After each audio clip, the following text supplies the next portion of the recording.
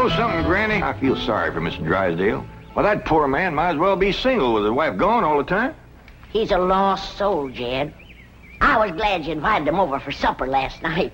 But even my cooking didn't cheer him up. Yeah, I noticed he hardly touched his plate of grits and possum belly. Even when I spooned on some gopher gravy. He didn't perk up till after supper, and Pearl started playing and singing. Don't tell me he liked Pearl's bellerin'. It wasn't bellering, it was yodeling.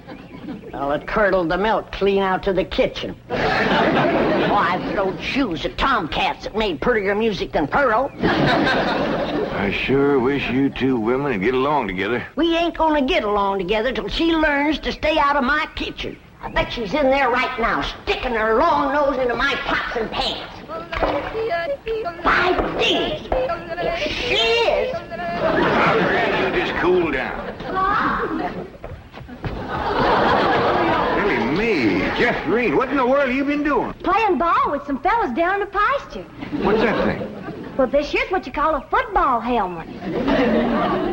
Ellie Mae, I'm pretty near positive that a ball gown ain't for playing ball in. Well, the fellas seem to like it, didn't they, Jethro? They sure do, Uncle Jed. They's waiting for us right now to get some money to buy a new football. What happened to that one? Well, Jethro was going to throw me a pipe. But I grabbed it too hard, and it busted. I ain't gonna give you the money for another one. Oh, heck. Well, that's all right, Jethro. Remember, they said they'd be just as glad to play with us without a football. Come on.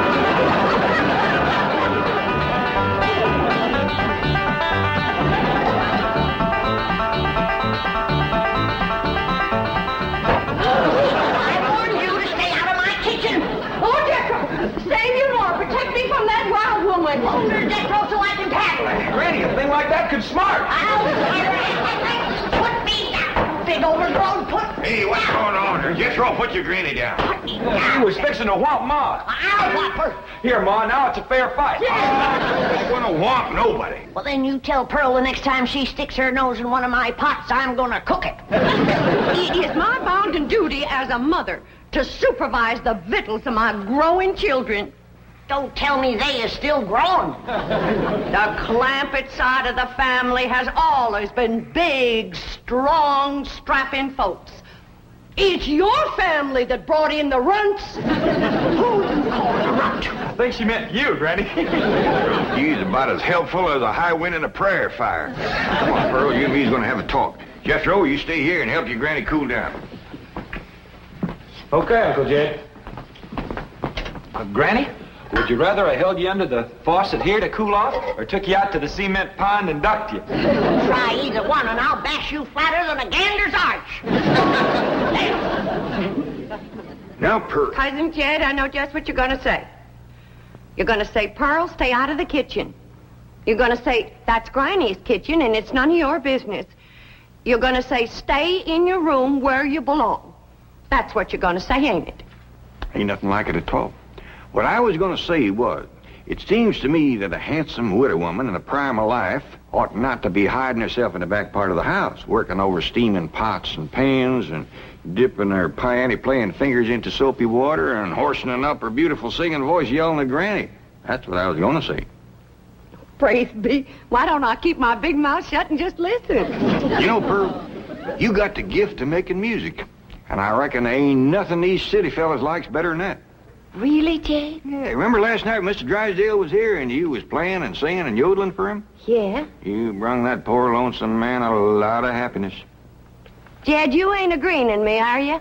I'll give you my word. Remember that song you sung, The Flowers That Bloom in the Spring, tra-la? Yeah. Well, you had Mr. Drysdale believing it was spring. No. Yeah. While you was still singing, he went flung open the window, stuck his head out, and started taking deep breaths just like he was really smelling them flowers. You reckon he liked my yodeling? Pearl, he like to went wild. I reckon them city fellas don't get a chance to hear much yodeling. 'Cause when you throwed your head back and cut loose, it really grabbed a hold of him. It did? He gripped the arms of his chair till his knuckles turned white. Then he commenced to rocking back and forth and moaning like he's under some kind of a spell. And his eyes commenced to circling in his head, and real tears run down his cheeks. Before you got done, he was limp as a dish rag. I had to help him to the door. Uncle Jed, I can't seem to do nothing to cool Granny off. Ain't no need to, Jethro. Your pretty, young, piano-playing Ma has decided not to hide herself away out in the kitchen. That's a good idea, Ma, because Granny, she'd find you and whomp you. Well, we'll see about that. Pearl, you stay out here and practice playing and singing and yodeling. I'll take care of Granny. I wonder if I should have told Uncle Jed that Granny's waiting behind the door with a skillet to whomp the first person that sets foot in her kitchen. Reckon I should have. Jed, I'm sorry. I thought it was Pearl coming in. Granny, you done shortened me. I'll make a poultice for your head right away now, Jed. Right away. I'm telling you, Granny, you don't have to worry no more about Pearl coming in your kitchen. She's going to be spending her time getting herself a husband with her singing and yodeling. Jed, it ain't legal to torture a man into marrying you. You just don't realize the power Pearl's yodeling's got over men. Last night, Mr. Drysdale like to went wild. Pretty near drove me crazy, too. He loved it, Granny. I bet you he's got that yodeling ringing in his ears right now. I can still hear it. An unearthly screeching. Now, Chief, surely it wasn't that bad. Well, I can best describe it as the sound a woman might make if she were having her appendix removed without an anesthetic. Milton, darling. Margaret, I'm so glad to have you back, dear. What a cunning hat, dear. Is it you? Welcome home, Mrs. Drysdale. Thank you. Milburn, I have the most marvelous news. I'm going to a health farm in Arizona. What? Some women were talking about it on the plane. It's terribly chic, quite expensive, and you don't need any willpower. They just force you to be healthy. The doctors are all deliciously mean. But, Margaret, you are healthy. Every doctor in the United States says you're healthy. But, dear, this is different. They reduce you as well. Margaret, if you want to lose weight, just stay home and we'll have dinner at the Clampetts every night. Now, you can't eat the food, but you won't leave hungry. Because Cousin Pearl will yodel your appetite away. But, Milburn, it's so fashionable to go to a health farm. Oh, Margaret, please stay home and run the place for a while. You have plenty of servants. Yes, but we have no one to manage the place. And with both of us away most of the time, the servants are asleep on the job. Well, just hire a good, efficient housekeeper. Oh, yes, just try and find one. Oh, Margaret, please stay home. All right. That's the way you feel. Miss Hathaway. I'll stay home, just as you wish. That's my darling. Yes, Mrs. Drysdale? Telephone the pharmacy and have all my prescriptions refilled. And call my psychiatrist, my neurologist, my internist, and my osteopath and have them come over. Oh, and I'll need nurses around the clock. I just know the servant problem's going to bring on a nervous breakdown. All right. Go to the health farm. No. My place is at home. Please go to the health farm. All right. If you're sure that's what you want. Oh, I want it. Milburn, I promise to come back a new woman. Goodbye. Just think, Milburn, you'll have a young, glamorous wife. Slim, trim, beautiful. All right. Start looking for a new housekeeper. Won't do any good, Chief. We've been through this. Mr. Drysdale's office. Who's calling, please? Tell him it's a surprise. Surprise? That's what she says. Milburn Drysdale speaking.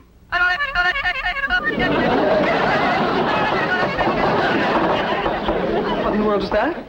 That is Pearl Bodine yodeling. Now, when she comes up for air, tell her I was drafted. Chief, she might be the answer to your housekeeping problem. What? Be nice to her. I'll explain. Hello? Hello? Hello, Mrs. Bodine. How nice to hear your voice again. You saying? Mr. Clampett says that Pearl is such an industrious housekeeper that Granny is jealous. She might take over your house and hers and solve both your problems. What about that yodeling? I won't be there. And I defy any servants to sleep on the job with Pearl around. Hello? Hello, Mrs. Bodine. I wonder if I might come over and talk to you for a while. What, talk to me? Well, what about? Well, I think you may be just the woman I've been looking for. Yeah. To take over the running of my house? Well, yes. Come right ahead. Can we say 3 o'clock?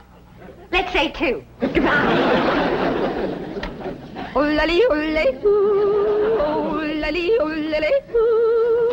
Will you stop that infernal caterwauling of yours? It might be infernal caterwauling to you, but it's pure catnip to me.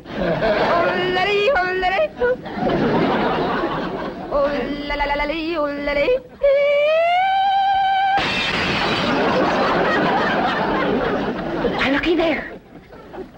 I hit such a perfect note, it busted the glass.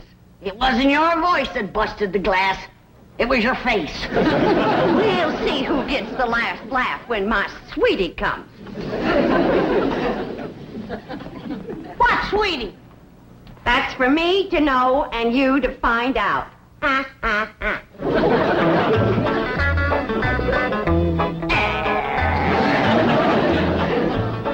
Sure is nice of you to share your soap with Miss Drysdale. Well, with my lye soap, she'll be happy to stay home and do her housework. Granny, most powerful batch of soap that you ever made. Just a breeze blowing the back on me on the way over here has got me crying. I make a big soap to do a big job. Arrivederci, au revoir, toodaloo. Howdy, Miss Drysdale. Hello. Goodbye. Where are you going? Melbourne is sending me to a health farm. Martin, are we loaded? Yes, ma'am. Well, let's fly.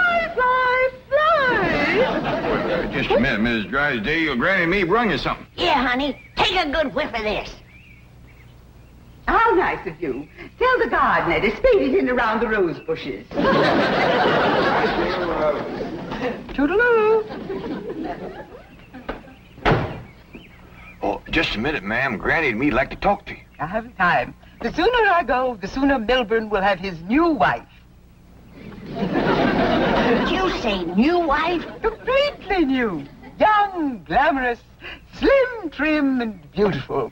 Oh, Martin, did we pack my medicine? 16 bottles, Mrs. Drysdale. Drive on. Toodaloo.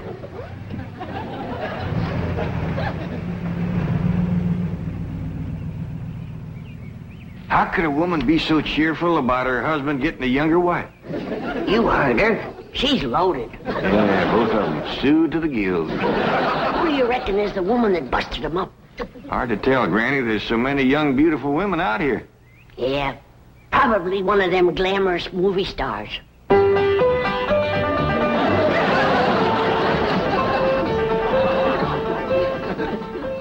Hey, Ma.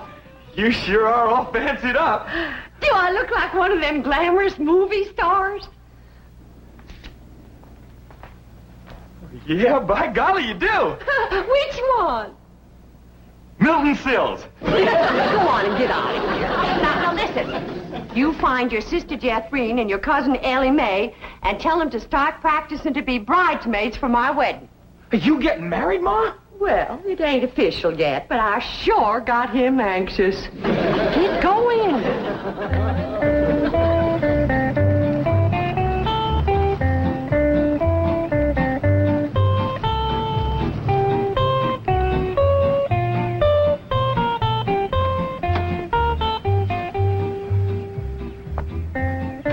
Pick me up in about 15 minutes.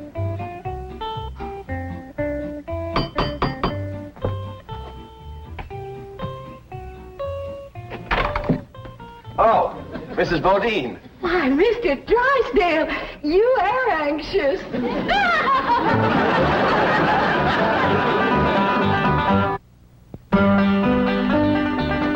I'd have had a little more notice, I'd have baked your sweet potato pie. It's one of my specials. Oh. Won't you sit down? Thank you. Here, I'll take your hat. Yes, sir, I just love to cook, and I love to sew, and I love to keep house. Yes, I've heard you're an exceptional housekeeper. But I ain't one of them fussy ones. No, sir, not me. I say a man's home is his castle, and it is the duty of a woman to make him comfortable. Oh. There we go. Yes, sir. Man works hard all day. And when he gets home, he has a right to enjoy himself. Take off his shoes and relax. And listen to some soothing music to calm his jangled nerves. Please, Mrs. Bodine, not like that. Mr. Drysdale, I've got to ask you to keep a grip on yourself. We're all alone in the house. If you want me to keep a grip on myself, I must ask you not to play or sing or yodel. I understand. Kind of makes you go all to pieces. Yes, it does. Well, you come on back, and you sit down. Why, Mr. Drysdale, you're perspiring. Why, you got to get relaxed. Oh, please. A man can't say what's on his mind unless he's resting easy. Land sakes. And with that tie and collar a-choking you, it's a wonder you can talk at all. Oh, Mrs. Bodine, I'll be all right. Really, I will. Mr. Drysdale, you got a hole in your stocking. Oh, it's nothing to be ashamed of. When a man ain't got a woman around to care for him, them things is bound to happen.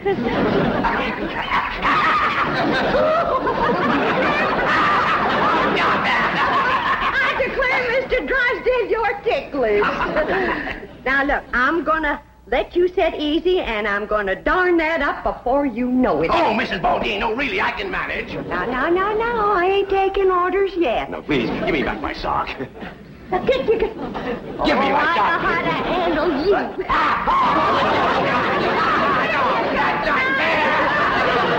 Uncle Jed, Granny, Ma's gonna get married. What? Oh, too. Well, she wouldn't tell me, but she was expecting him any minute. I reckon he's inside right now. Let's go in and see who it is. No,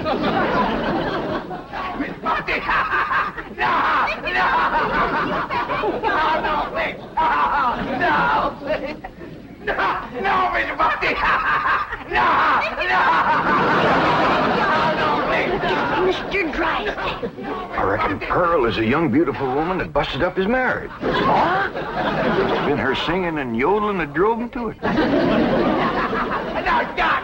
Mr. Drysdale. Mr. Clappett, it was just, your cousin and I were... Oh, no, we weren't. Jethro, leave the room. Leave the house. Did you have to come back right now? We was just going great. Pearl, what's the matter with you? Man crazy, always was. Mr. Drysdale, get yourself decent. I'll be back to talk to you.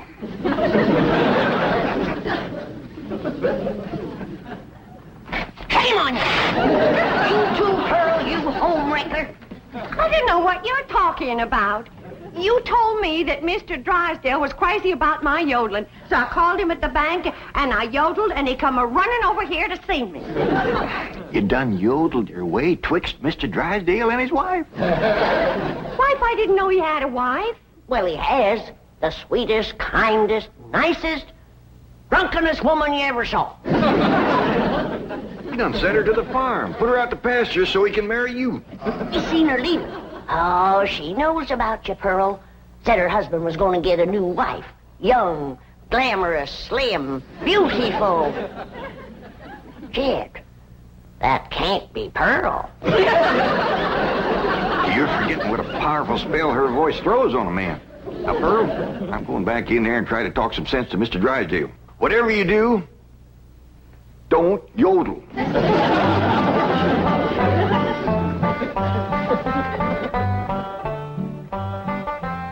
Oh, Mr. Clappett, I'm terribly embarrassed about the picture we must have presented when you came in, but I assure you, I wasn't at fault. Yes, your cousin Pearl is one of the most... Yeah, my cousin Pearl admitted that she called you on the telephone and stirred you up. But she didn't know you were going to send your wife away to make room for her.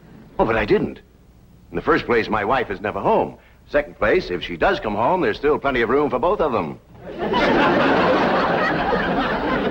Drysdale, I hear tell that you folks out here behaves might different than we's used to. I know you're carrying a heavy load on account of your wife. But I just can't let my cousin Pearl get mixed up in any kind of goings-on like that. Well, then, if I can't have Pearl, can I have Granny?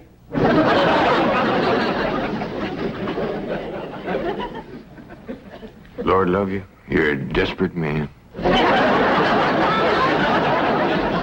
are they saying? How can I hear when you keep pestering me? Oh! Jed told you not to yodel. I was screaming. Tell the difference. What in the world happened to you? We was playing football with some boys. Yeah, and they sure was dumb. Jethrine was a-toting the ball, and they kept a-tackling me. Go get cleaned up, both of you. But Jethro says you want us to be bridesmaids at your wedding. Yeah, who you marrying, Aunt Pearl? What's his name, Ma? Puddin' and tame. Ask me again and I'll tell you the same. Now, get upstairs. That's a funny name, Puddin' and Tame. Oh, Ma don't care. She once said she'd marry Humpty Dumpty. Well, I like Jethrine Tame better than Jethrine Dumpty. Yeah, go back. That poor man in there is so sick of his drinking wife, he is wanting to marry either one of you two. Last one in is an old maid. Ready?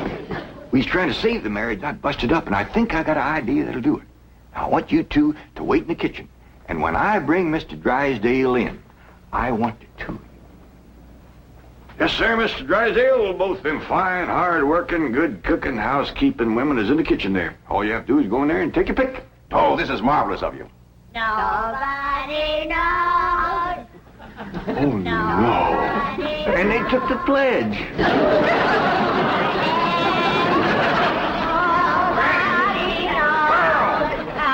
Granny! Well, look who's here. It's old Jed himself. And there's Milby, baby.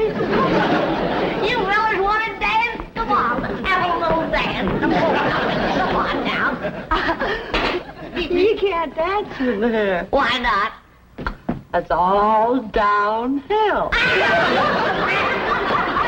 your pick now, Mr. Drysdale, while I can still walk over to your house. He's gonna pick me. Ain't you, sweetie, Milby? Oh, no, he ain't. He's gonna take me, ain't you? You get your banker grabbing hands off of him. Who you shoving, fella? Who you shoving, huh? I'll show you. Shove it there.